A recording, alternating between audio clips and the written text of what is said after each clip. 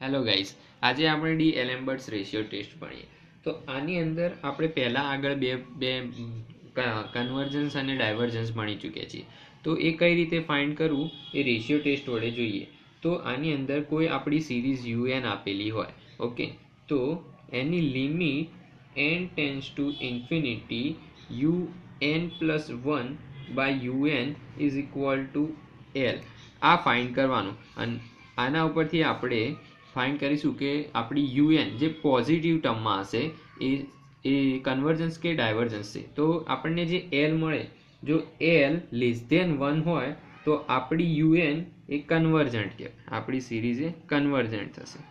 અને જો L greater than 1 હોય તો આપણી સિરીઝ એ ડાયવર્જન્ટ થશે. ઓકે, હવે જો એલ આપણો 1 થઈ જાય, જો એલ ઇઝ ઇક્વલ ટુ 1 મળે તો આ ટેસ્ટ આપણો હશે એ ફેલ થઈ જશે, મીન્સ કે રેશિયો ટેસ્ટ ફેલ થશે.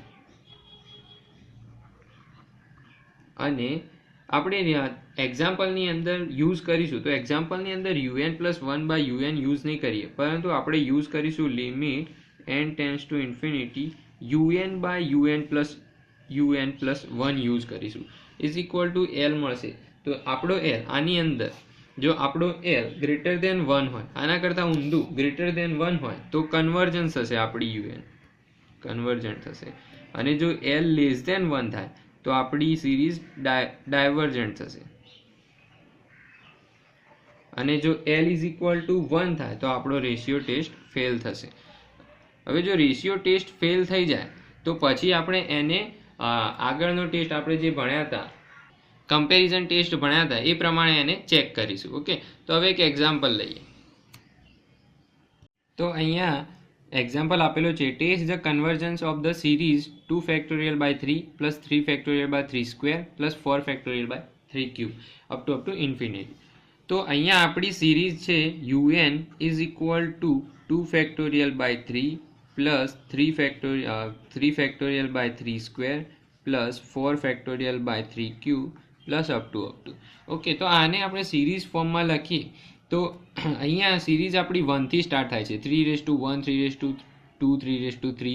તો આપણી સિરીઝ આવી બનશે n plus 1 factorial divided by 3:n. હવે જો n ની વેલ્યુ આપણે 1 મૂકીએ તો અહીંયા થશે 2 ફેક્ટોરિયલ બાય 3:1. પછી જો 2 મૂકીએ તો 2 પ્લસ 1 3 ફેક્ટોરિયલ બાય 3 સ્ક્વેર. જો n ઇઝ ઇક્વલ ટુ 2 મૂકીએ તો 3 મૂકીએ તો 3 પ્લસ 1 4 ફેક્ટોરિયલ બાય 3 ક્યુબ. તો આપણી સિરીઝ થઈ જશે. ઓકે, તો આ મળ્યો આપણો યુએન. હવે આપણે રેશિયો ટેસ્ટની અંદર શું શીખ્યા હતા કે યુએન બાય યુએન પ્લસ 1 લઈશું. તો હવે આપણે ફાઇન્ડ કરીએ યુએન પ્લસ 1. તો એનની જગ્યાએ n પ્લસ 1 મૂકીએ તો ઇઝ ઇક્વલ ટુ થશે n plus 1 plus 1 factorial divided by 3:n plus 1 is equal to n plus 2 factorial divided by 3:n plus 1. તો આ મળ્યો આપણો un પ્લસ 1. તો હવે આપણે રેશિયો ટેસ્ટ ચેક કરીશું. તો રેશિયો ટેસ્ટ ચેક કરવા માટે આપણે પહેલાં ફાઇન્ડ કરીશું limit n tends to infinity un by un plus 1. Okay, તો is equal to limit n tends to infinity un ની વેલ્યુ આપણને ખબર છે કે n plus 1 factorial divided by 3:n into un plus 1 ની વેલ્યુ આપણને ખબર છે n plus 2 factorial divided by ઉપર જશે 3:n plus 1 is equal to limit n tends to infinity n plus 1 factorial. હવે 3:n plus 1 divided by 3:n છે તો એ minus n થઈ જશે. અને n plus 2 ફેક્ટોરિયલને આપણે લખી શકીએ n plus 2 into n plus 1 factorial. તો n plus 1 factorial n plus 1 factorial cancel. Limit n tends to infinity 3:n plus 1 minus n થશે 3 divided by n plus 2. હવે જો લિમિટમાં n ની વેલ્યુ ઇન્ફિનિટી મૂકી દઈએ તો આ થશે 3 by infinity plus 2 is equal to 0. તો આપણો જે આન્સર મળ્યો કે limit n tends to infinity un by un plus 1 is equal to 0 મળ્યો. ઓકે, તો આ 0 છે એ લેસ ધેન 1 થશે. અને આપણે જે ભણી ચૂક્યા એ પ્રમાણે જો આપણો l લેસ ધેન 1 હોય તો આપણી જે સિરીઝ થશે એ કેવી થશે? ડાયવર્જન્ટ થશે. Series is divergent. હવે આપણે કોચીઝ રૂટ ટેસ્ટ જોઈએ. તો આની અંદર જો કોઈ આપણી સિરીઝ પોઝિટિવ સિરીઝ યુએન આપેલી હોય તો આ ટેસ્ટ ચેક કરવા માટે આપણે ફાઇન્ડ કરીશું limit n tends to infinity un raise to 1 upon n is equal to l જે બી મળે તો આપણો l લેસ ધેન 1 હોય તો આપણી સિરીઝ un એ કન્વર્જન્ટ થશે, અને જો l ગ્રેટર ધેન 1 મળે તો આપણી સિરીઝ એ ડાયવર્જન્ટ થશે, અને જો l ઇઝ ઇક્વલ ટુ 1 મળે તો આપણો જે ટેસ્ટ છે એ ફેલ થઈ જશે, તો રૂટ ટેસ્ટ ફેલ થઈ જશે. જો રૂટ ટેસ્ટ ફેલ થઈ જાય તો આપણે આગળનો જે ભણ્યા ડી આલ્બર્ટ રેશિયો ટેસ્ટ એ ચેક કરીશું, અને એ પણ ફેલ થઈ જાય તો એની આગળ જે ભણ્યા હતા આપણે કમ્પેરિઝન ટેસ્ટ એ ચેક કરીશું. હવે આપણે એક એક્ઝામ્પલ લઈએ. Sigma n is equal to 1 to infinity n raise to n into x raise to n divided by n plus 1 raise to n. તો આનું આપણે કન્વર્જન્સ ફાઇન્ડ કરીશું. ઓકે, તો એના માટે આપણે કોચી રૂટ ટેસ્ટ વાપરીએ. તો અહીંયા આપણી સિરીઝ આપેલી છે un is equal to n raise to n x raise to n divided by n plus 1 raise to n.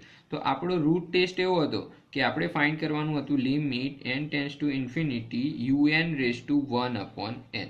Okay, તો એ આપણે ફાઇન્ડ કરીએ. So is equal to limit n tends to infinity un આપણો છે n raise to n into x raise to n divided by n plus 1 raise to n raise to 1 upon n.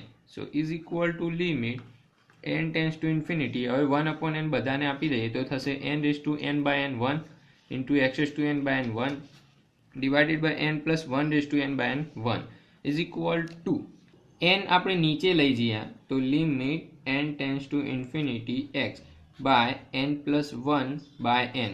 Okay, તો is equal to limit n tends to infinity x by n by n 1 plus 1 upon n. હવે જો n ની value infinity મૂકીએ so is equal to થશે x divided by 1 plus 1 upon infinity 0. So is equal to x. તો અહીંયા આપણને x મળે. હવે x ની વેલ્યુ કોઈ પણ હોઈ શકે, તો જો x ની value greater than less than 1 હોય, જો x ની વેલ્યુ લેસ ધેન 1 હોય તો આપણો જે l જે આપણે ભણ્યા હતા એ l કેવો મળશે? લેસ ધેન 1 મળશે. તો આપણી સિરીઝ કેવી થશે? કન્વર્જન્ટ થશે. જો આપણો x ગ્રેટર ધેન 1 હોય તો આપણી સિરીઝ ડાયવર્જન્ટ થશે, અને જો x ઇઝ ઇક્વલ ટુ 1 લઈએ તો આપણો રૂટ ટેસ્ટ કેવો થશે? ફેલ થશે. તો હવે ફેલ થયો તો એના માટે ફાઇન્ડ કરીએ કે જો x ઇઝ ઇક્વલ ટુ 1 હોય તો આપણી સિરીઝ કન્વર્જન્ટ હોય કે ડાયવર્જન્ટ હોય.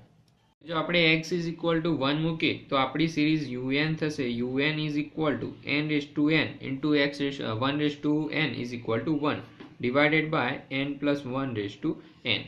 ઓકે, તો આ જે મળી એ આપણી nth ટર્મમાં સિરીઝ મળી.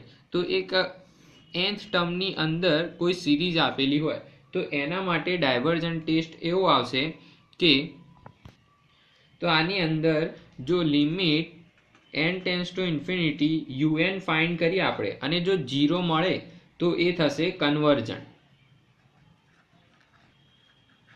અને જો ઇઝ નોટ ઇક્વલ ટુ 0 અથવા તો એક્ઝિસ્ટ ના હોય, નોટ એક્ઝિસ્ટ હોય તો આ થશે ડાયવર્જન્ટ.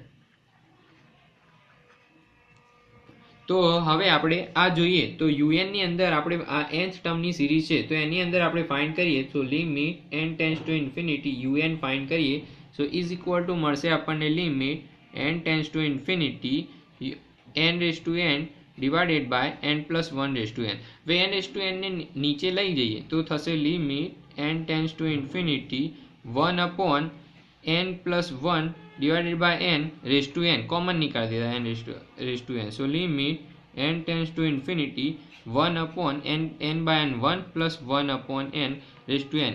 હવે એક ફોર્મ્યુલા આવે છે કે જો limit n tends to infinity 1 plus 1 upon n raised to n હોય તો આને e કહેવાય. આ ફોર્મ્યુલા છે જે તમારે યાદ રાખવું પડશે. સો ઇઝ ઇક્વલ ટુ આની વેલ્યુ થશે આપણને 1 અપોન e. હવે 1 upon e is not equal to 0, એ 0 નથી. તો આપણી સિરીઝ જો 0 ના હોય તો આપણે જે n ટર્મ માટે ભણ્યા તો 0 ના હોય તો ડાયવર્જન્ટ થશે. સો x ઇઝ ઇક્વલ ટુ 1 માટે આપણી સિરીઝ un ઇઝ ડાયવર્જન્ટ થશે.